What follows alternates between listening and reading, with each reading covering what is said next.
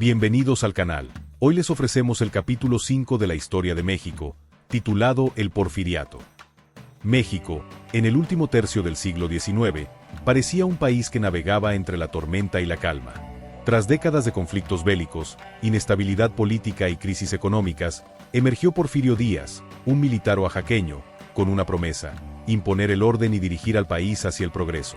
Sin embargo, detrás de su gobierno, que duró más de 3 décadas, se escondían profundas tensiones sociales y políticas. Este periodo, conocido como el Porfiriato, marcó un capítulo lleno de avances y desigualdades en la historia de México. El ascenso de Porfirio Díaz, el hombre detrás del poder. Para comprender el ascenso de Díaz, debemos remontarnos a sus años de juventud. Nacido en 1830 en Oaxaca, creció en una familia humilde y fue educado para convertirse en sacerdote. Sin embargo, la intervención estadounidense y las ideas liberales lo llevaron a unirse al ejército.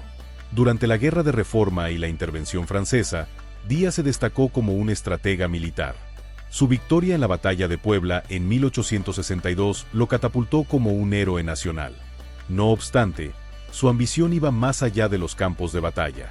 En 1871, frustrado con el gobierno de Benito Juárez, Díaz lanzó el Plan de la Noria, un movimiento que fracasó pero sentó las bases de su lucha por el poder. 5 años después, con el Plan de Tuxtepec, logró derrocar a Sebastián Lerdo de Tejada, abriendo el camino para su largo gobierno.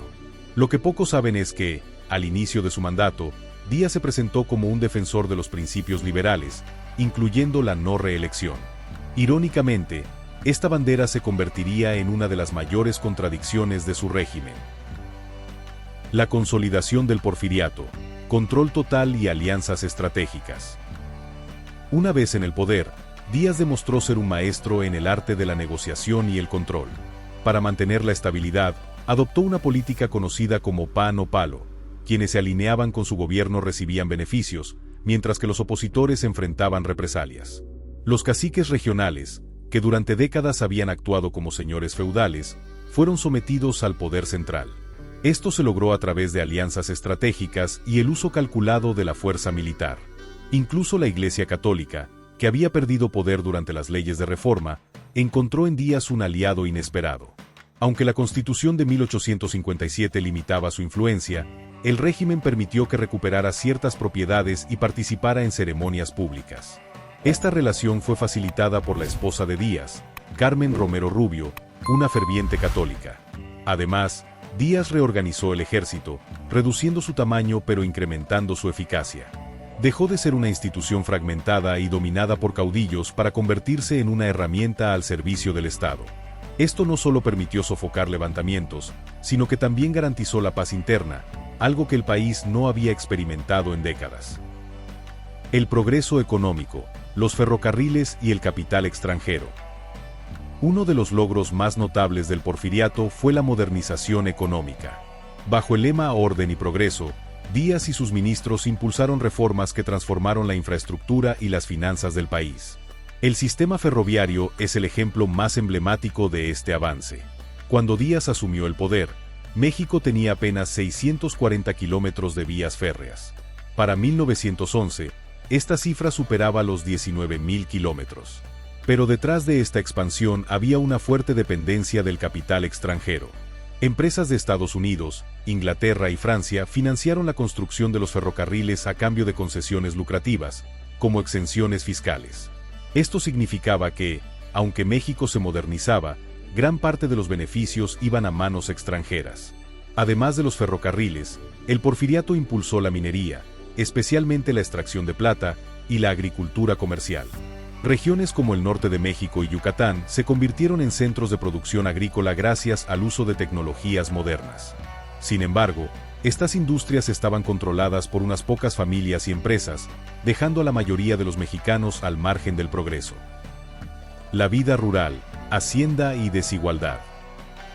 En el campo, la vida seguía siendo dominada por las haciendas, vastas propiedades que concentraban enormes extensiones de tierra. Estas haciendas crecieron a expensas de las tierras comunales indígenas, que fueron despojadas mediante leyes que favorecían a los grandes propietarios. Los peones acasillados, que vivían en las haciendas, estaban atrapados en un ciclo de deudas perpetuas. Este sistema, conocido como tienda de raya, obligaba a los trabajadores a comprar productos sobrevaluados directamente a sus patrones, asegurando que nunca pudieran abandonar la hacienda. Una curiosidad poco conocida es que algunas haciendas funcionaban casi como pequeños estados autónomos, con su propia policía, escuelas y sistemas de justicia. Aunque esto daba una apariencia de autosuficiencia, también reforzaba la explotación y el control sobre los trabajadores. En contraste, el norte del país ofrecía mejores oportunidades para los campesinos, quienes podían trabajar en la minería o emigrar a Estados Unidos en busca de mejores condiciones. Esta movilidad laboral creó una dinámica diferente en esa región, en comparación con el sur y el centro de México. La vida urbana, modernización y desigualdad. Mientras el campo permanecía anclado en la desigualdad, las ciudades experimentaban una transformación sin precedentes. La Ciudad de México se modernizó con la construcción de avenidas como el Paseo de la Reforma, inspirado en los bulevares de París, y edificios emblemáticos como el Palacio de Correos y el Hospital General. Se introdujeron servicios como el alumbrado público y el drenaje, mejorando la calidad de vida de los habitantes urbanos. Sin embargo, esta modernización también trajo consigo nuevas tensiones. La industrialización dio lugar a una clase obrera que enfrentaba condiciones laborales extremas, jornadas de 12 a 16 horas, salarios miserables y ausencia de derechos laborales. Las huelgas de Cananea en 1906 y Río Blanco en 1907 son ejemplos de la lucha de los obreros por mejores condiciones. En ambos casos, la respuesta del gobierno fue brutal, dejando decenas de muertos y evidenciando las limitaciones del régimen para abordar las demandas sociales. El final del Porfiriato, la chispa de la revolución. Para 1910, el régimen de Díaz mostraba signos de desgaste.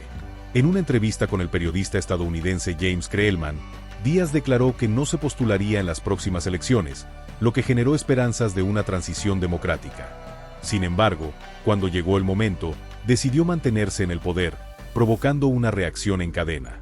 La candidatura de Francisco I. Madero, que abogaba por la no reelección, encontró eco en una población cansada de las desigualdades y la falta de oportunidades.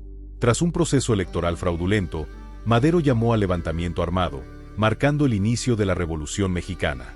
En 1911, tras meses de conflicto, Díaz renunció y partió al exilio en Francia, donde vivió el resto de sus días. Murió en París en 1915, lejos de un México que había cambiado profundamente durante su mandato. Y así termina el quinto capítulo de la historia de México, el Porfiriato. Un periodo de contrastes profundos. Por un lado, México vio llegar ferrocarriles, fábricas, inversión extranjera y una imagen de progreso que Porfirio Díaz defendía como símbolo de orden y modernidad. Pero detrás de esa fachada, millones de campesinos, obreros e indígenas vivían entre pobreza, represión y despojo. La paz porfiriana tenía un precio: el silencio del pueblo. Díaz, aquel joven liberal que alguna vez luchó contra la reelección, terminó convertido en el símbolo de aquello que prometió combatir. Su gobierno envejeció junto con él, mientras una nueva generación comenzaba a preguntarse si México realmente era libre, o si solo había cambiado de dueño. Pero la historia no se detendría ahí, porque cuando un pueblo calla demasiado tiempo, tarde o temprano encuentra una voz. En el próximo capítulo entraremos en uno de los momentos más intensos, sangrientos y decisivos de la historia mexicana, la Revolución. Francisco I. Madero desafiará al viejo régimen, el país se levantará en armas, y figuras como Emiliano Zapata, Pancho Villa, Venustiano Carranza y muchos otros cambiarán para siempre el destino de México. Gracias por ver el video, nos vemos en la próxima entrega. Muchas gracias.